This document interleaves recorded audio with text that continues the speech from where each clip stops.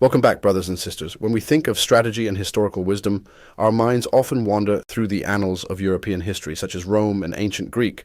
But today we're venturing into the vast and vibrant lands of ancient China. The Art of War, a masterpiece by Sun Tzu, is more than just a manual on military tactics. It's brimming with symbolism that, when decoded, offers useful insights applicable to many aspects of our modern lives.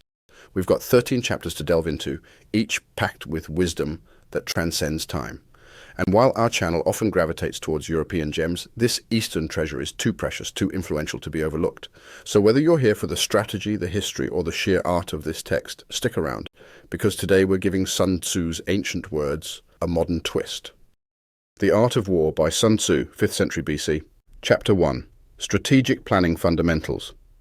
Understanding war is crucial. It's about life and death, making it essential to give it serious thought. In planning for war, there are 5 main pillars. 1. Moral values. It's about ensuring unity so that everyone willingly follows their leader, even when faced with dangers. 2. Nature. This includes elements like day and night, temperature changes, and the rhythm of seasons. 3. Terrain. The specifics of the land, from vast areas to confined spaces, and understanding the inherent dangers and opportunities. 4. Leadership. An effective leader is wise, authentic, compassionate, brave, and disciplined.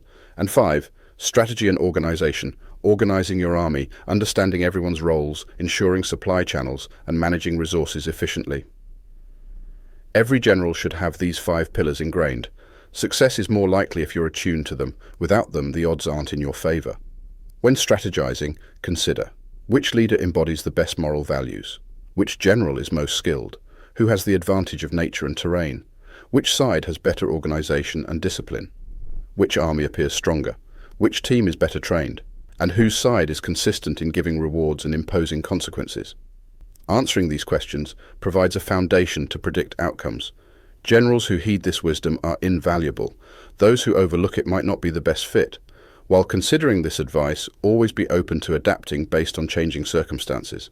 It's essential to know that strategy in war often involves deception. For instance, when in a position to attack, appear passive. When you're preparing, stay discreet. If you're close to the enemy, make it seem like you're distant. Conversely, if you're far, make them believe you're near. Utilize tactics to draw them in. Appear disorganized to catch them off guard. If they seem prepared, always be alert. If they have a strength advantage, avoid direct confrontation.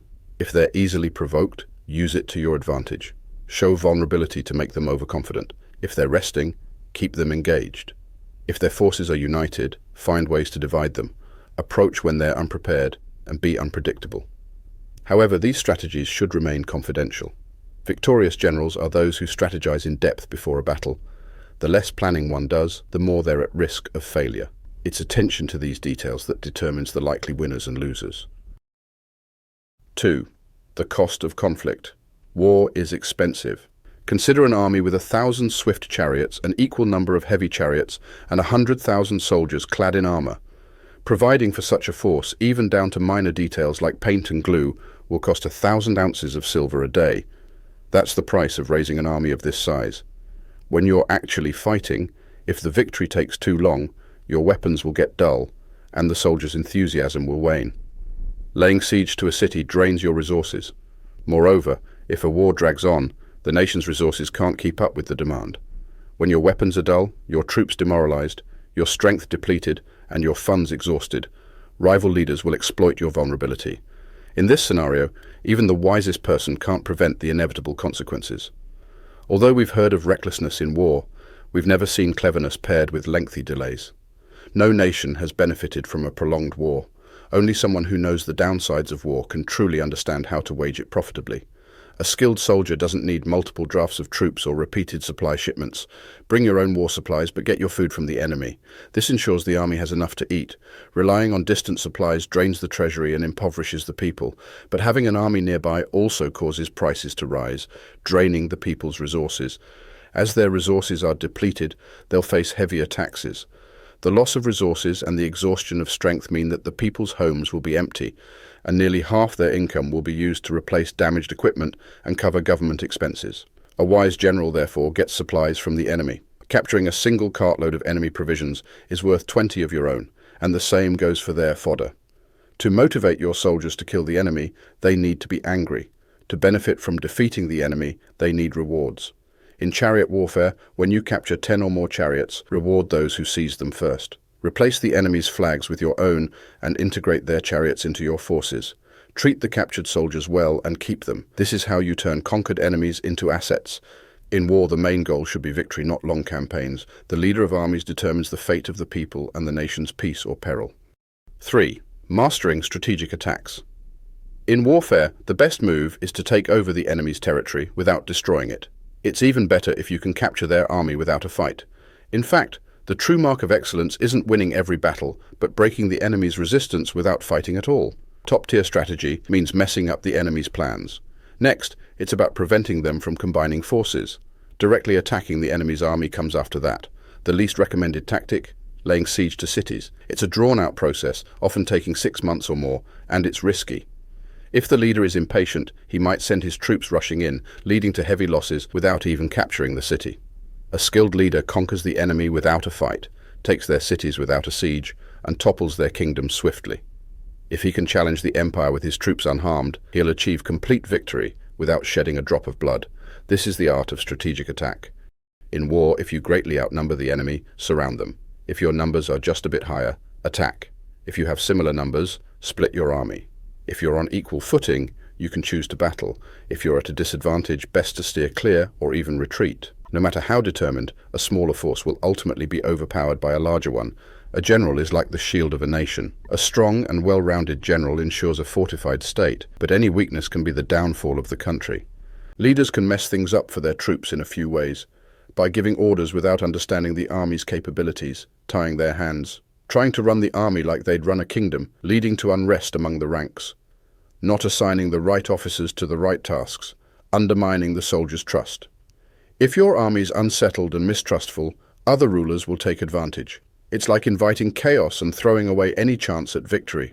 Victory boils down to a few essentials: knowing when to engage or back off, skillfully managing both strong and weak forces, ensuring unity and morale among troops, being ready and catching the enemy off guard, having a competent general who isn't micromanaged by the ruler. To sum it up, if you understand both yourself and your enemy, you're golden. You'll come out on top in countless battles. If you only know yourself, for every win, expect a loss. And if you don't know either, you're bound to face defeat time and again. 4. Optimal positioning tactics. The best warriors first made sure they couldn't be defeated, and then they'd look for a chance to beat the enemy. While we have control over preventing our defeat, it's often the enemy that gives us a shot at beating them. So, a great warrior knows how to avoid losing, but that doesn't guarantee they can always win. It's like the saying, knowing how to win doesn't mean you'll always pull it off. Being on the defensive usually means you're not feeling strong enough, while going on the attack suggests you're brimming with confidence. If a general's playing defense, he's laying low, hiding out. If he's on the attack, he's coming at you full force from unexpected places. It's about having a solid defense on one side and a flawless victory on the other. It's not peak excellence if you only recognize a win when everyone else sees it too. And just because everyone's cheering for your victory doesn't mean you're the best of the best. Picking up a feather doesn't show off your strength. Noticing the sun and moon isn't about having keen eyesight, and hearing thunder doesn't mean you have incredible hearing. True brilliance in a fighter is about not just winning, but winning effortlessly. That's why their victories don't necessarily get them praise for being smart or brave. They nail their battles because they don't screw up. By avoiding mistakes, they're basically taking on an already beaten enemy. A pro fighter gets into a spot where he can't be beaten and then waits for the perfect moment to strike. It's like the top strategist who only battles after he knows he's won, while the doomed one jumps into the fight and hopes to find a way to victory later. A masterful leader upholds ethical principles and sticks to a solid strategy and discipline, setting them up to master success. Breaking down warfare tactics, it starts with measuring, then estimating the size of things, calculating, balancing odds, and finally, claiming victory. This process is like a chain reaction. Measurement comes from understanding the terrain. Estimation builds on that measurement. Calculation is based on estimation. The odds are balanced through calculation, and victory emerges from balancing those odds. Think of a winning army versus a defeated one as a heavy weight going up against a tiny grain in a scale. A triumphant force sweeping through is like water gushing into a deep abyss. 5. harnessing and managing power. Managing a massive army is essentially the same as leading a small squad. It's all about organizing and communicating. Whether you're in charge of a big group or a tiny one, it's about having clear signs and signals. To make sure your team can stand up to any challenge and stay steady, you've got to mix up your tactics, both straightforward and more crafty ones. Your team's impact should be like smashing an egg with a rock, understanding both your strengths and vulnerabilities. Sure, you can go head-to-head in any battle, but sometimes using more subtle strategies is the way to win. These clever tactics can be as ever-changing and endless as the skies above or the rivers flowing, always cycling like the days and seasons. Think about music. There are only 5 basic notes, but their combinations create countless tunes. Similarly, with just 5 main colors or basic tastes, we get an array of shades and flavors. In the battlefield, though, there are mainly 2 ways to attack: direct and indirect. Mixing them up creates endless moves. These attack methods cycle back and forth like going in a loop. Who could ever predict all their potential combinations? Launching troops into battle should be like unleashing a powerful river that can even push rocks. Making decisions in battle should be swift and precise, like a falcon diving for its prey. So, a top-tier warrior should strike with intensity and decide quickly. Think of building energy like drawing a crossbow and making a choice like releasing its arrow. In the chaos of battle, things might seem messy, but that doesn't mean you're losing. Sometimes acting scattered is just a strategy, assuming you've got great discipline. Pretending to be scared requires real courage, and faking weakness assumes underlying strength. Masking your true intentions in battle is all about breaking things down and using tactics. The best leaders keep their enemies guessing by using decoys and lures. It's like giving up a small piece to ensure the enemy falls into your trap. Smart fighters know how to combine the strengths of their team members. They don't expect too much from one person, but tap into their collective power. When everyone's energy syncs up, it's like a huge boulder gaining momentum as it rolls down a mountain, and that's what energy in battle is all about. 6. Identifying vulnerabilities and strengths. If you're the first one on the battlefield, waiting for your enemy, then you're fresh and ready. But if you're rushing in last minute, you're likely worn out before the fight even starts. Smart fighters control the game, setting the tempo and not letting the enemy dictate the pace. By tempting the enemy with some benefits or causing some problems, you can make them play into your hands. If the enemy's chilling, shake things up. If they have plenty of supplies, find a way to cut them off. Show up where they least expect you and keep them guessing. Traveling through areas where there's no threat, your troops will be cool and relaxed. The best strategy: attack where they aren't ready and defend where they can't hit you. If your enemy is clueless about where to defend or attack, you're winning. Being subtle and secretive is a game changer. It makes you unseen, unheard, and keeps your enemy's fate dangling. Attack their weak spots and move faster than them, and you'll be untouchable. If you want to battle, even if the enemy has a stronghold, just threaten another spot, and they'll have to react. If you're not feeling a face-off, throw something random their way, and they'll be puzzled. Keeping your plans low-key and making the enemy spread out. That's how you keep your strength while making them thin out their defenses. And if you can bring more firepower to a spot than they can, they're in trouble. Don't broadcast where you're going to fight. Make the enemy scatter, thinking you could attack anywhere. If they bulk up one side, they're leaving the other side open. If they're everywhere, they're weak everywhere. If you know when and where the next battle is, you can rally troops from far and wide. But if everything's uncertain, your army's coordination goes haywire. Even if you're outnumbered, it doesn't mean you can't win. Just play smart, figure out their plans, and find their soft spots. Always be assessing where's your strength and where's theirs. Best strategy: stay unpredictable. Keep them in the dark, away from even the sneakiest spies or smartest minds. Everyone might see the moves that bring you a win, but the strategy behind it remains unseen. Don't stick to one winning formula. Change it up depending on the situation. In war, be like water. Water flows around obstacles and takes the path of least resistance. It doesn't have a fixed form, adapting based on the terrain. Similarly, adapt to the enemy, always finding their weak spots. Just as the elements and seasons change, so should your tactics. No battle is the same, so flexibility and adaptability are the marks of a truly great leader. 7. The art of movement and position. In battle, the general follows the orders of the sovereign. Once you've gathered your troops, you need to make sure they mesh well together. Then you set up your camp. The real challenge is in the tactics. It's about turning tricky situations to your advantage.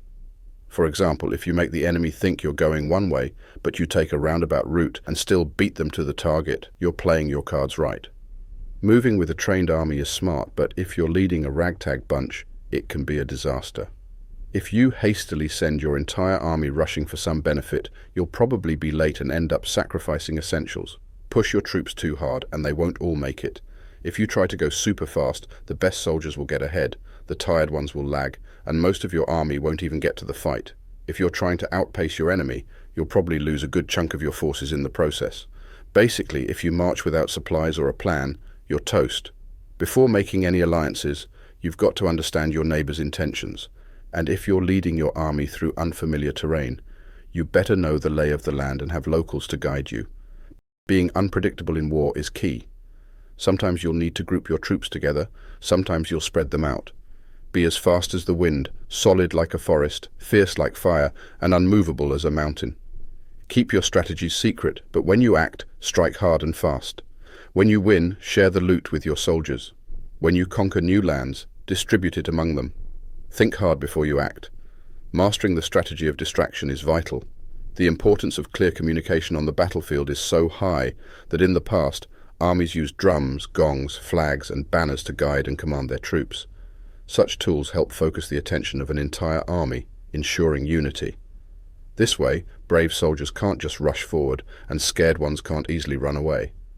That's how you manage a huge group. For nighttime battles, rely on signal fires and drums. In daylight, use banners and flags to guide and motivate your troops.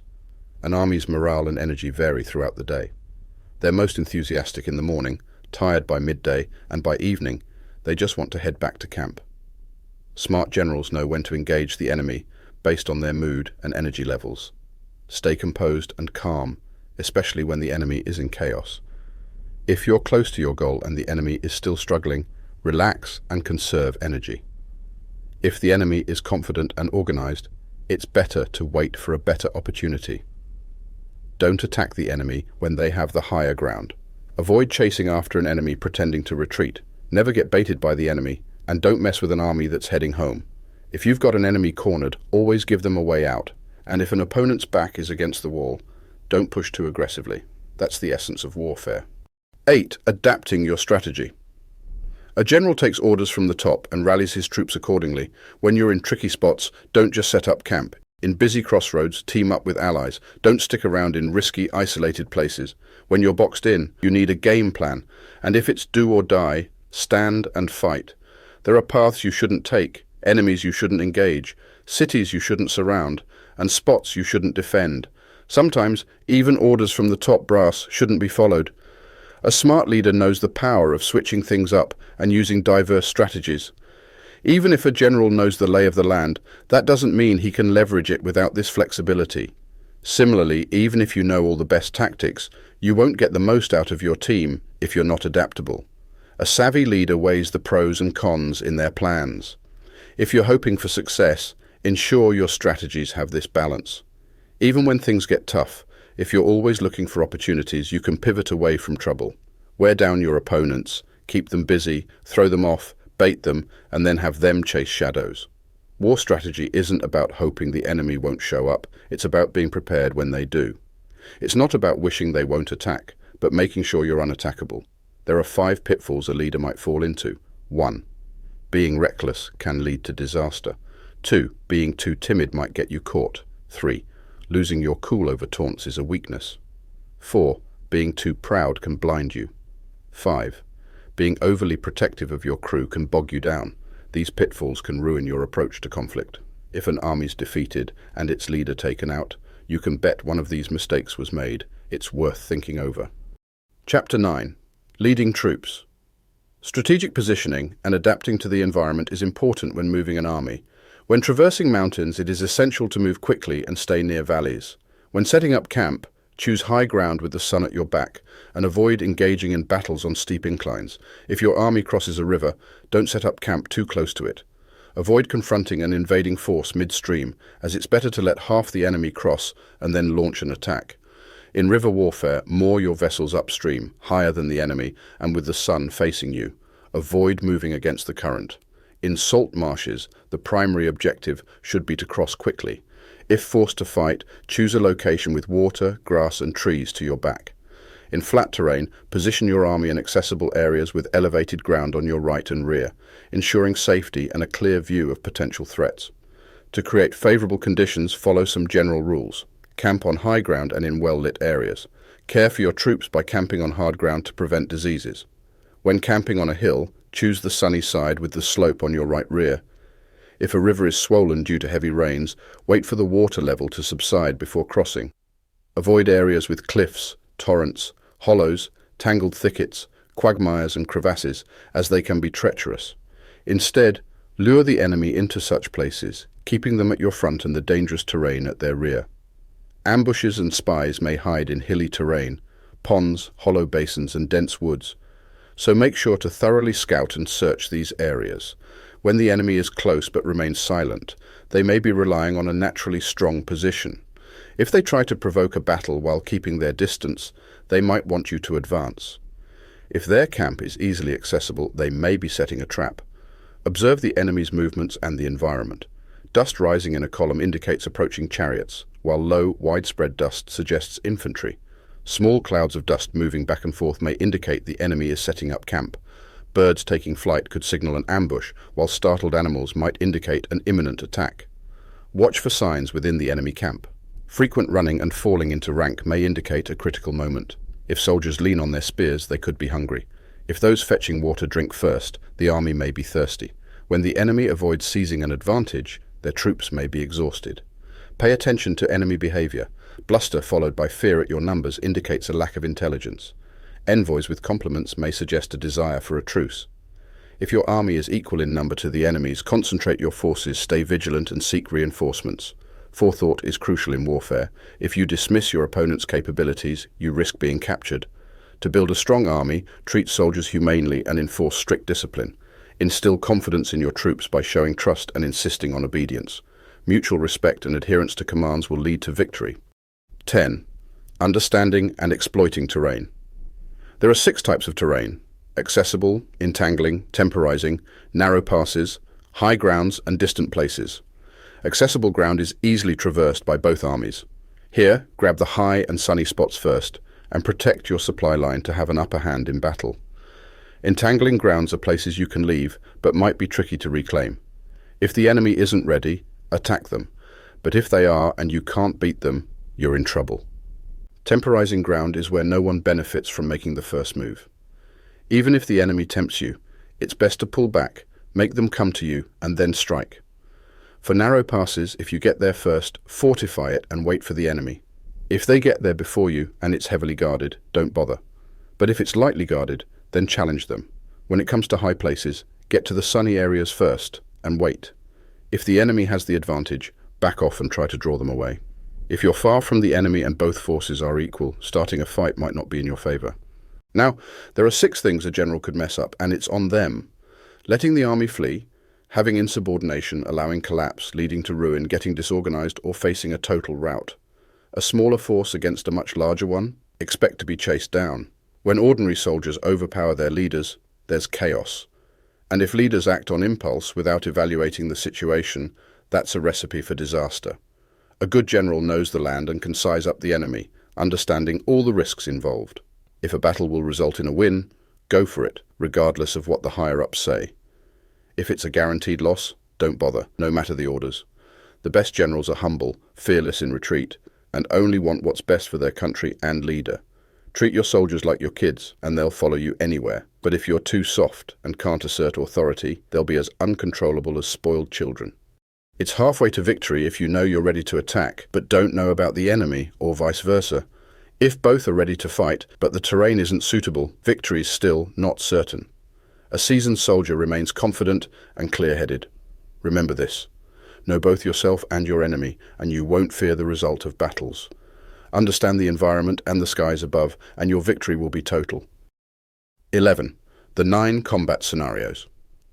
There are 9 types of battlegrounds: your own territory, lightly invaded enemy territory, highly contested ground, open ground with freedom of movement, critical crossroads, deep within enemy territory, hard to traverse terrain, trapped locations, and no way out situations. When a leader fights on his own land, it's his own territory. If he's just entered enemy land, it's lightly invaded territory. Ground that brings great benefits to whoever holds it is highly contested. When both sides can move freely, it's open ground. A location controlling access to 3 neighboring states is a critical crossroad. Penetrating deep into hostile territory with fortified cities behind is serious ground. Terrain like forests, steep hills, marshes, or swamps is hard to traverse ground. Areas entered through narrow paths that trap troops are hemmed in ground. Situations where you must fight immediately to survive are desperate ground. On your own territory, avoid fighting. On lightly invaded territory, don't stop. Don't attack on highly contested ground. On open ground, don't block the enemy. On critical crossroads, ally with others. On serious ground, gather resources. On hard-to-traverse ground, keep moving. Use strategies on hemmed-in ground. Fight on desperate ground. Skilled ancient leaders knew how to disrupt enemy formations, prevent cooperation between enemy units, and hinder skilled troops from saving weaker ones. When the enemy was united, they sowed discord. They moved forward when advantageous, and stayed put when not. If you're asked how to handle a well-organized enemy army about to attack, I'd say, seize something they value to make them comply. Move quickly to exploit their unpreparedness, surprise them by unconventional paths, and strike undefended areas. When invading, remember these principles. The deeper you go, the more united your troops will be. Raid fertile areas for supplies. Pay attention to your soldiers' well-being and don't exhaust them. Keep your troops on the move and make unpredictable plans. Put them in no-way-out situations to make them fight as if their lives depend on it. If they face death, they'll achieve anything. Officers and soldiers will give their best. Soldiers in dire situations lose fear. If there's no refuge, they'll stand firm. If in enemy territory, they'll resist fiercely. If there's no help, they'll fight hard. Without being asked, they'll be on high alert. Without being told, they'll follow orders. Without restrictions, they'll stay loyal. Without orders, they'll be reliable. Avoid superstitions, and you'll fear no calamity. If soldiers aren't wealthy, it's not because they dislike riches. If their lives aren't long, it's not because they don't value longevity. Soldiers might weep before battle, but when cornered, they'll fight bravely. A skillful tactician is like the shuaijian, a snake that attacks with both its head and tail when threatened. An army can act like this snake, uniting with enemies in a crisis. So don't rely only on physical barriers. Establish one standard of courage for all. Managing an army is like leading a single person by the hand. A general should be quiet for secrecy, upright for order, and able to deceive his troops to keep them in the dark. By changing plans and taking indirect routes, he keeps the enemy confused. In critical moments, a leader acts like he's leading his men into danger without an escape plan. He makes his intentions unknown, like a shepherd directing his flock. A general's job is to lead his army into danger. Different strategies suit different grounds. Understand aggressive and defensive tactics and human nature. When invading, deep penetration brings cohesion. Shallow penetration causes dispersion. Know the ground and the enemy. When attacking a powerful state, prevent the enemy from uniting. Deter opponents and prevent allies from joining against you. Execute your plans and keep opponents in awe, capturing cities and kingdoms. Reward without rules and command without prior arrangements. Confront soldiers with the situation itself. Hide your intentions. When things look good, share them. When not, keep them hidden. Place your army in danger, and they'll survive. Put them in desperate straits, and they'll be safe. Win by adapting to the enemy's plans. Continuously pressure the enemy's side, and eventually you'll kill their leader through cunning. On taking command, block passes, destroy tallies, and stop emissaries. Be strict in counsel to control the situation. Exploit any openings left by the enemy. Anticipate and control the enemy's movements. Follow the rules until you can fight a decisive battle. At first, be cautious like a maiden, then fast like a hare once an opportunity arises. Chapter 12. Utilizing fire to your advantage. There are 5 methods of attacking with fire. First, you can set fire to the enemy's camp, burn their supplies, ignite their baggage trains, set their arsenals and weapon stores ablaze, or use incendiary devices against them. To successfully use fire as a weapon, you need to be prepared. You should have the necessary materials ready to start a fire. There are specific times to employ fire in an attack. The ideal time is during very dry weather, and the best days are when the moon is in certain constellations known for strong winds, the sieve, the wall, the wing, or the crossbar. When attacking with fire, you should anticipate 5 possible scenarios. If a fire breaks out in the enemy's camp, seize the opportunity and launch an immediate attack. If a fire starts, but the enemy soldiers remain calm, hold back and wait for the right moment. When the fire reaches its peak, attack if possible. If not, stay put and wait. If you can initiate a fire outside the enemy camp, don't wait for one to start inside. Then attack when the time is right. When you ignite a fire, stay upwind. Never attack from the downwind side. Daytime winds last longer, while nighttime breezes die down quickly. Every army should know the 5 fire-related strategies, track the movements of the stars, and keep an eye out for the right days to use fire. Intelligent commanders use fire to support their attacks, while resourceful ones use water to gain an advantage. Water can be used to cut off the enemy, though it won't deprive them of their belongings entirely. It's unfortunate when a leader tries to win battles and achieve success without encouraging a proactive spirit in their troops. This approach leads to wasted time and stagnation. Wise rulers plan ahead, and skilled generals nurture their resources. Don't move unless there's an advantage to be gained. Don't use your troops unless there's a reward. Don't fight unless it's absolutely necessary. A ruler shouldn't send troops into battle just to vent their anger, and a general shouldn't fight out of spite. If moving forward benefits you, do it. If not, stay put. Emotions can change over time. Anger can turn into happiness, and frustration into contentment. But a fallen kingdom can't be restored, and the dead can't be brought back to life. Thus, enlightened rulers and good generals exercise caution. This approach ensures peace for the nation and the preservation of the army. Chapter 13. The Power of Espionage. Mobilizing a large army and sending them over vast distances is a huge strain on the nation's resources and its people. It costs a ton of money every day, causes chaos, and leaves people tired and unable to work. Even though armies can face off for years, sometimes everything gets decided in just one day. So, ignoring what the enemy is up to because you're too cheap to invest in some intel? That's not just short-sighted, it's cruel.